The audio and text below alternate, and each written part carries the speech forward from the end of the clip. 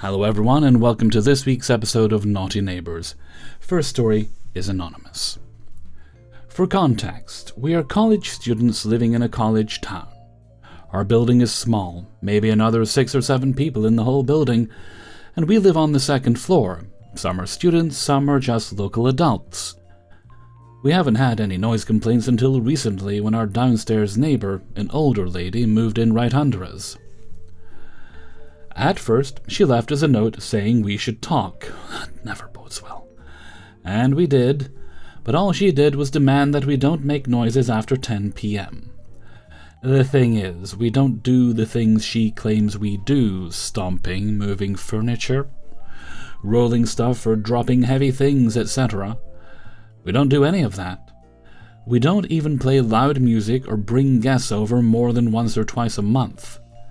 And even if 2 or 3 friends gather at our place, we don't do anything except sit around and talk amongst ourselves without loud music. We don't even laugh or scream or anything like that.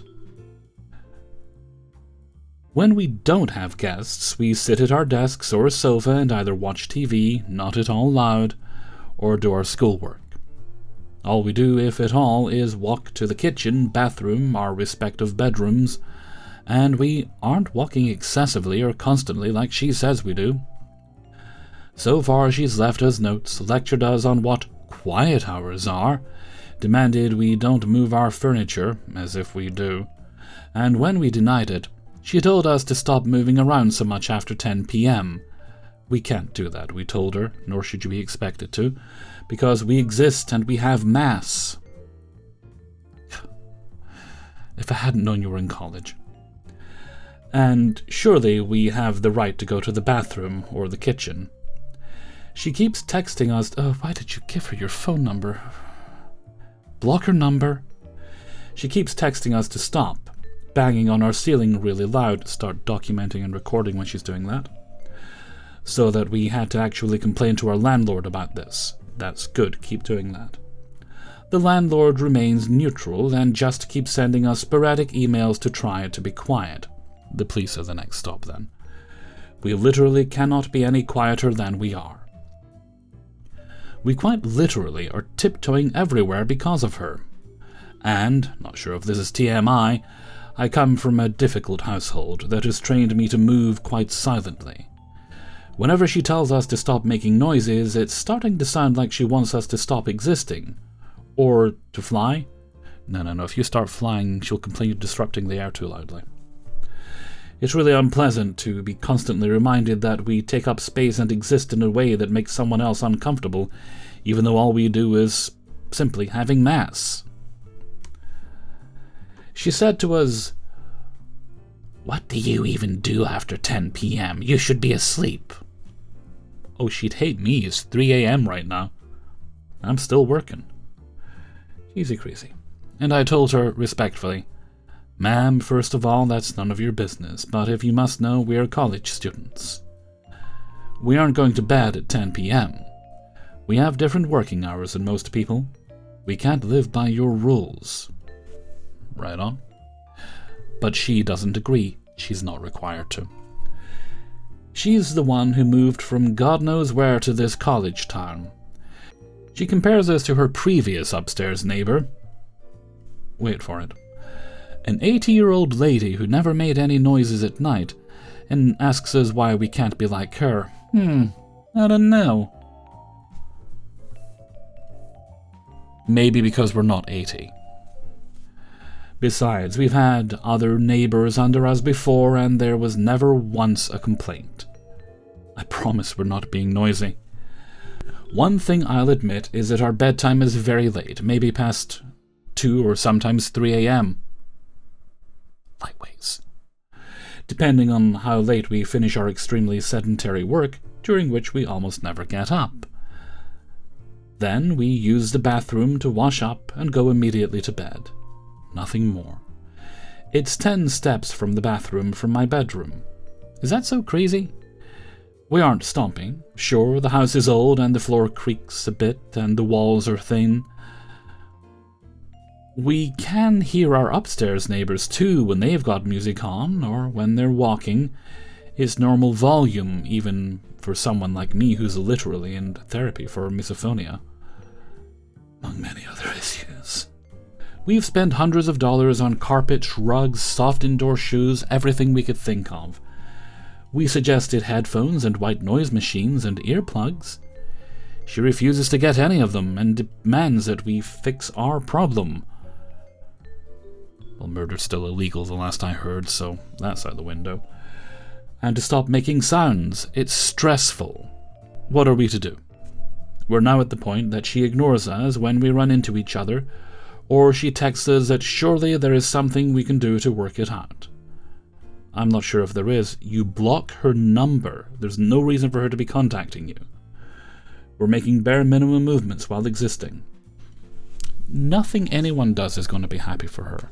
She says that her previous 80-year-old neighbor made no noise. Maybe, but I don't believe her. What you need to do is you need to start complaining every time she's banging on the ceiling. If she's doing it frequently enough, call the police. Send the police to her door. As you say, you've never had any complaints at all against you previously, until this old bat moved in. She's obviously the problem. Your record speaks for itself. And stop tiptoeing around. Live your life. You're making what sound like very normal, very low-key and restrained apartment sounds, and that's just something you have to deal with living in an apartment. That's why I don't do it. She's obviously not suited to apartment living, but that's not your problem. Live your life. Don't let her get in the way. And as I say, make a note of every complaint. Document it visibly, audibly if you can. And pass those on to your landlord. They can't stay neutral forever, not if you're being harassed. Alright, story number 2. Redneck neighbor tried to cause drama between my partner and I. By Cassie Ray 87. My 38 female partner, 37 male, and I rented a townhouse for a few years before buying a home together in the spring. Good job. It was our first place together as a couple. The townhouse. We had a really odd neighbor. My partner is mixed-race Jamaican. This neighbor is white redneck type. Married with 2 small kids, lived across from us. He would always say hi to my partner and ask gardening advice. Would ignore me, which is fine. He always gave me a weird vibe. A little backstory. At one point, my partner's twin was staying with us for a while, and he started dating this obnoxious woman who was so bad we had to ask her to leave, and she had to get a hotel room.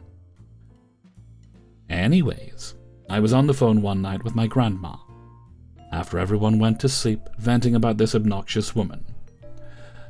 I was outside by one of the mailbox centers when the neighbor came out, screaming at me to leave, that I was scaring his kids. He told me to go back into my home. I just ignored him and walked in the opposite direction and carried on my conversation. The correct response? The next morning I told my partner what happened. He thought it was weird too. Fast forward, I went for a walk around the complex, and when I returned home there was a knock on the door. It was a separate neighbor, Redneck's buddy. He was accusing me of going to his back screened-in porch behind his home and sniffing around. I calmly told him I didn't go anywhere near there, and if he thought I did something wrong to contact the police. I then told him to leave or I would have him trespassed. My partner wanted to go over there and confront him, but I told him I handled it, and to let it go, but if he came back, I would let him handle it next time. Fast forward, one night neighbor gets drunk, and/or high, and asks to speak to my partner under the guise of gardening advice. He then tells him he has cameras everywhere. He lies and tells him I was right outside his kid's bedroom window that night I was on the phone. Great, let's see the camera footage. I wasn't. There's a huge gate outside the window, and he lied and told him I was standing on it. My partner knows I have a bad ankle and wouldn't risk injuring myself like that. He then told him how I was snooping on the other neighbor's back porch. Again, my partner defended me. He then told him he picked up my phone conversation on his cameras, and that I was bad-mouthing his brother. I was not. I was venting about the girlfriend. a woman we both have disdain for, but he told me he doesn't care if I was venting about his brother. When none of this worked on my partner, he then said something about how he respects my partner, and he will respect me as his wife. Like, who asked for your respect? At this point, we were already in the process of home shopping. I told him not to tell him we were moving soon, and he didn't know until the U-Haul pulled up. In the meantime, I just avoided both of them. He also told my partner about all the guns he owns. Must have a massive penis. And make vague threats to the neighbors' mixed-race kids. My boyfriend then had a conversation with that family about how crazy he is and to stay away from that area. Ironically, that mixed-race family moved out the same week we did, almost as if they didn't feel welcome. Who'd have thunk it? Story number 3 is neighbor threw chili, or some kind of pasta, at my garage door for calling the cops on him. By Ty the Creator. That's just wasting food. Pretty much what the title says, but for more context. It all started about 3 months ago on Wednesday night. My wife and I, 4th floor, noticed that one of our neighbors, 1st floor directly under us, liked to play music on his balcony. I personally had no issue with this. I actually liked the type of music he would play, but I can acknowledge how that would be annoying to some other neighbors, especially because it was loud enough for me to hear even from 3 stories up. That being said, I had got home from work at 5 p.m. and the music was going until after 11 p.m. at night. Our apartment has a quiet hours rule in line with our city. He's also a big drinker, just from what I've observed. Congratulations to him. And I happened to notice this night he was screaming at his girlfriend. Less congratulations. To the point of what seemed like they were getting physically violent. Okay, no more drinking. When I went on the balcony to see if everything was okay, I noticed he was in a screaming match with one of our other neighbors, who had told him to shut up. I'm rooting for other neighbor. And the irate neighbor threatened to fight the neighbor that asked him to be quiet. I stand, quiet neighbor for life. In a moment of frustration and stupidity, I went down there and confronted him face to face. The stupid part was me going down in the first place, because although he didn't know where I lived exactly, my garage is 2 doors down from his apartment. You may see where this is going. Anyways, I was upset because I was trying to sleep, not to mention I wanted to see if his girlfriend was okay. He got in my face wanting to fight me and wanted to know what my apartment number was. Why, of course, sir, right this way. I did not tell him. So we could, in his words, handle this like adults. With like a hot dog eating contest or something? I don't know. How do adults handle their problems? I don't get into fights. Which I assume he meant he wanted to fight. Ah, there we go. So I ultimately called the cops on him. Cops showed up, handled everything, told him to go inside and go to sleep, and pretty much just told me to call the cops again if he threatens me at all, but they're here now. After that day, for the next few months, we've heard him continue to be screaming and yelling at football, his girl, whatever sets him off. He loves to keep his balcony door open when watching college football. And after a few more complaints to the front office, not only by my wife and I, but from multiple residents, he began mean-mugging me every time I pull into my garage. The apartment complex won't let me change garages either, so I'm stuck there. It came to a boiling point yesterday when I had some company over for the evening, and after getting back from dinner around 6 p.m., I noticed he was watching us from his patio, not saying anything but having a smug look on his face. All I know is that was a weird interaction. We went inside, had a few beers, hung out for the evening, and ultimately passed out. This morning, Sunday, I see my garage door covered in some kind of chili or pasta all over, and it stinks. You can tell he threw it with force, so I can't confirm exactly who did that, but to be real, who else could it be? Final thing I noticed was broken glass outside my garage, and he has a broken whiskey glass outside his apartment. So now I'm thinking he's trying to pop my tires. I don't know, maybe I'm being paranoid, but this guy is a psycho. Update. Thank you for all the suggestions. Not going to be doing any revenge, simply daydreaming, which is smart. It just causes more problems. In most cases. But I did call the cops and filed a report. Excellent. The cop that showed up was really helpful. He did tell me that unfortunately, because he didn't know a dollar amount of how much the cleanup would be, that he couldn't do anything in the moment. But the moment that the apartments open up, I should talk to the front office and see how much the cleanup fee would be. Something about the severity would qualify it as a misdemeanor or felony depending on the cost of cleanup and repair. And then call back so we can proceed with a little more. He also said because it was private property, there was only so much that he could do about the glass, and that technically anyone could have thrown it, so I had to have proof of it being exactly him. I kind of figured they would say something along those lines. For those suggesting a camera, I appreciate your input. I'll be buying a Ring doorbell for the garage. Never thought I would have to get one for a garage door before. Finally, I will be sending another complaint to the front office, including all the crap he's done this last weekend. I think it's just a matter of time. If you and the other neighbors keep complaining every time he causes a problem, he's gonna be leaving soon. Pretty sure that's how this is gonna end. Or with him in handcuffs. Fourth story today is anonymous. Hi, like everyone else here, I'd like to complain about my neighbors, and I'll try to keep it short.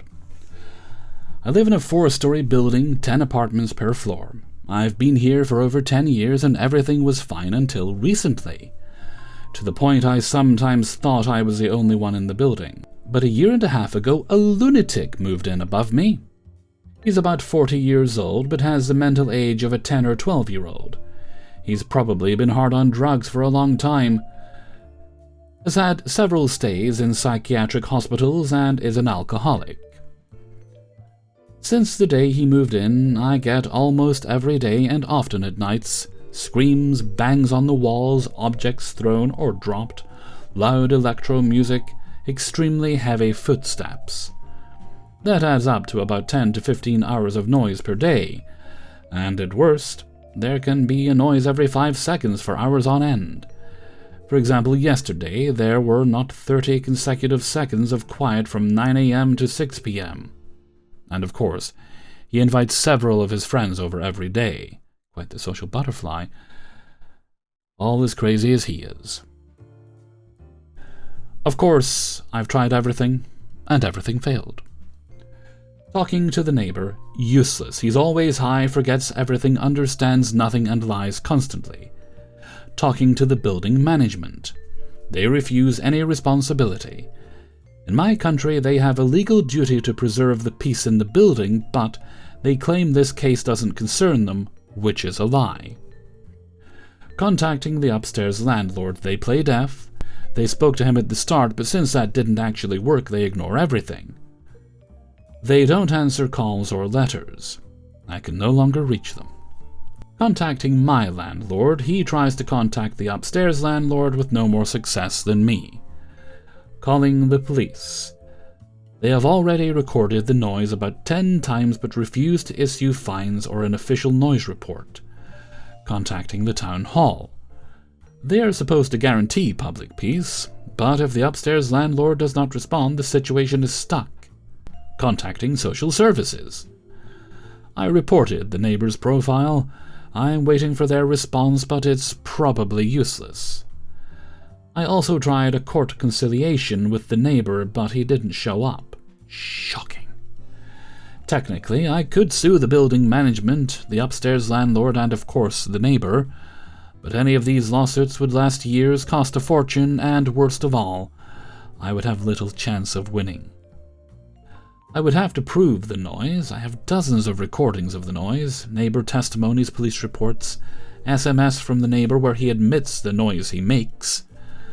But I know my justice system, that will not be enough. Jurisprudence has shown me that.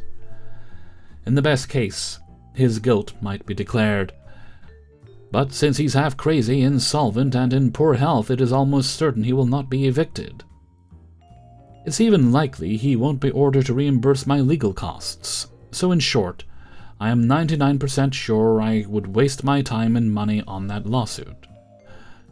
Right now I have no idea what to do, except petty revenge that would bring me more trouble than anything else. It would. And of course, I don't have the means to move, otherwise I would have long ago. I don't expect a miracle. Tell me if it's hopeless. But if anyone has an idea, I'm open to it. P.S. I already have earplugs and noise-cancelling headphones, but they hurt my ears. I can't wear them all the time. I already know the go outside and run a fan type solutions. I need better options to be able to live in peace. Given the limited options you have here, I think all you can do is continue to harass the people who can actually do something to get this loser to shut up or move. Most likely move, because he's obviously not going to be quiet. If you keep doing it long enough, eventually you'll become such a nuisance, they'll have to do something about it to make you stop. I think that's the only viable solution here, since, as you've said, you've tried fans and headphones and you can't move at the moment. Hopefully that changes in your future. But for now, I think that's your best option. And the fifth and final story today is How Should I Handle My Neighbour Who Can't Handle Their Dogs? By SweatyTooth3526. I, 23 female, and my partner, 23 female, live in a 32-foot RV with our 3-year-old female German Shepherd. We moved into this RV complex around 2 years ago, and were assigned to a spot on the retirement street, meaning older couples, no kids, and if they do have kids, they are full adults. Our neighbours across the street, Bernard, lives alone and breeds mutts. I don't know what, mixed but looks like a Rottie and Pitbull. He keeps at least 5 or 6 dogs at all times, living in a trailer the same size as ours. The dogs look healthy and happy and play and bark for hours, but that's not the problem. These dogs are young and have energy. I used to have energy. So long ago I can't even remember what it was like. Anyway, a general rule for the complex is dogs must be on a leash when let outside and with their owners. You must pick up after your dog as well. Duh. Bernard is an older gentleman. I think we're being generous with the word gentleman there, I feel, but we'll see how it goes. He sprays off his yard, which is a concrete slab with pebbled rocks instead of grass, into the street, dog feces, and all at least once a month. I've talked to management, I've left notes, and it's improved slightly, but again, not the main problem. His dogs have learned to jump over his fence, meaning they can run around up and down the street whenever they want, because he doesn't watch them outside. His dogs are not trained in the slightest. They are socialized with each other, but I have never seen them interact with other dogs. I leave my RV with my dog this morning to go for a walk, and to let her go to the bathroom when all of a sudden I'm met face to face with 2 of his older dogs. The same mutt breed, maybe a litter of 2 ahead of the youngest. Again, these dogs aren't socialized. I yell a hard and firm no while looking at them as they come my way. One turns and leaves. The other comes my way. I mean, there's always a fool in any family. Luckily, no one was harmed by this interaction. My dog gave one big jump in his direction and he ran off. I know that this altercation didn't end bad, but this obviously shouldn't be a normal event to happen. No, you're certainly right, it shouldn't. I don't want to be the a-hole and get his dogs taken, but at the same time, I feel like they would have a better living environment even if they go to a shelter at this point. Do I continue to mind my business until something bad happens to a person or animal? If not, what can I do? Management of the park lets him do his own thing since he's been there for 5+ years. All I'm saying is I get a note on my door real quick if I don't pick up my dog's poop, but he can wash it into the street no problem. Moving is not on the cards for us. We live in North California and rent is high. We pay more than we should already for an RV spot, and our RV is older than 10 years, so a lot of places don't even consider renting to you if your RV is older. That's so weird. Any help is appreciated greatly. Please let me know if I need to give out any more background information. Well, I suppose you could try talking to him, saying, "Hey, look, man, your one of your dogs went for me and my dog the other day. Could you please just keep them in your yard? Maybe keep them chained in your yard if that's the case." But if it comes to it, you're just gonna have to call, the animal control, or whatever the proper name is where you live, and they're gonna have to take those dogs to the pound. And it's not your problem at that point. You've been nice, you've been polite, nothing's been done about it. I certainly would complain to the management of the area. The bright side is you're not stuck there forever. You can move right now, but hopefully it is a possibility at some point in the future, although it obviously, as you say, isn't at the moment. But for now, you've just got to be vigilant and don't put up with the nonsense. Don't just keep the peace, because keeping the peace just makes problems like this worse. I mean, it's not like you're looking to be best friends with this guy anyway, now is it? And that brings us to the end of today's video. Big thanks to everyone who allowed me to use their stories, and if you'd like to support the channel you can do so by signing up for my Patreon page, which is linked down in the description, for $1 a month, which gets you early access to all the videos at once on Monday. There is also a link to my Teespring store if you want to buy yourself some merchandise, and you'll find Discord and other social media links there as well as my email address, which is kingofthecities@gmail.com, should you need to send me a story or have business inquiries or anything else, like shoutouts and such. I think that's everything. So until next time, thank you very much for watching, and take very good care of yourselves. Bye bye.